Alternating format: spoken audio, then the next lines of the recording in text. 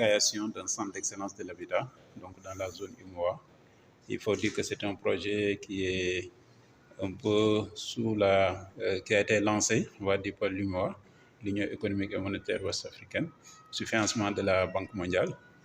Et nous, en tant qu'institution de recherche et de formation, nous avons été responsabilisés au même titre que l'Institut supérieur des sciences de la population de l'Université Joseph Kizerbo, de même qu'une organisation onusienne du nom de ONU Habitat. Et le travail que l'UMOA nous a confié, c'est un peu de mettre en place le centre d'excellence de l'habitat. Donc, il y a un centre qui aura plusieurs axes d'intervention. Le premier axe sur lequel nous avons beaucoup travaillé concerne l'identification d'indicateurs clés permettant d'analyser le secteur du logement et de l'habitat. Donc, nous avons mesuré une quarantaine d'indicateurs. Les données sont aujourd'hui disponibles. Et ces données-là, ou ces indicateurs, nous ont permis de renseigner une plateforme de données qui est aujourd'hui fonctionnelle et qui, globalement, va constituer un outil d'aide à la disposition et que nous mettons aussi, d'aide à la prise de décision que nous mettons à la disposition des pouvoirs publics, donc des États de l'UMOA. Le deuxième volet concerne un peu tout ce qui est production scientifique.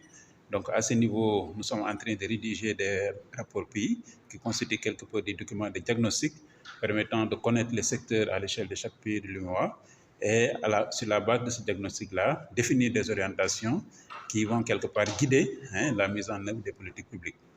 Le troisième volet, c'est un peu notre cœur de métier. Ça concerne tout ce qui est formation et renforcement des capacités. Donc, à ce niveau, le groupement qui est en train de mener le travail a organisé une première session de formation qui avait quelque peu mobilisé un ensemble d'acteurs autour de l'écosystème du logement et de l'habitat. Mais après cette première session de formation, la Banque mondiale, de même que l'UMOA, ils nous ont demandé de mettre l'accent un peu sur, disons, les promoteurs immobiliers. Donc, c'est à ce niveau que nous avons recruté le consultant Mamoudou Moustapha Fall et nous le remercions très fortement pour son implication dans cette étude. Et l'objectif de cette étude, c'est un peu d'identifier de manière précise les besoins en formation des promoteurs immobiliers. Donc, dans ce cadre, nous avons mis en œuvre une démarche avec plusieurs moments, disons, importants. Le premier moment, c'était d'abord de faire un travail, disons, de recensement de ces promoteurs immobiliers à l'échelle de 8 pays de l'UMOA, ce qui a été déjà fait avec une base de données très conséquente que nous avons pu constituer.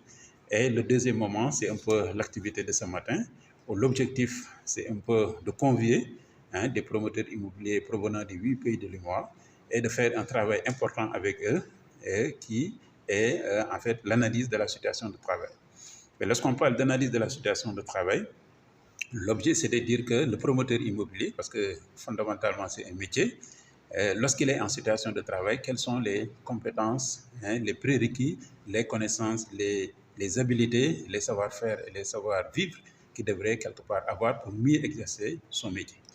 Donc pour cela, on s'est dit que la meilleure démarche, c'est au lieu que nous, en tant qu'universitaires, de nous mettre à construire, disons, le programme de formation, nous avons dit qu'il nous faut une approche plus inclusive, plus aussi participative. Et à ce niveau, il faut convier les promoteurs immobiliers à la discussion. Et de cette discussion, de ces échanges que nous aurons, on pense pouvoir identifier de manière précise leurs besoins en formation et de savoir aussi, lorsqu'ils sont en situation de travail, quelles sont les compétences, les prérequis qu'ils devraient fondamentalement avoir.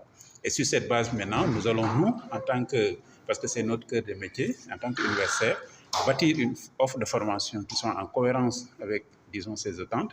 Et l'atelier de ce matin constitue un moment clé, quelque peu dans ce processus, qui va être finalisé à la fin du mois prochain. Et sur cette base-là, maintenant, nous allons organiser une formation en présentiel dédiée aux promoteurs immobiliers, et ça se fera au mois disons, d'octobre. Et ce sera une formation présentielle à Dakar. Et au mois de novembre, mi-novembre, on fera une deuxième session de formation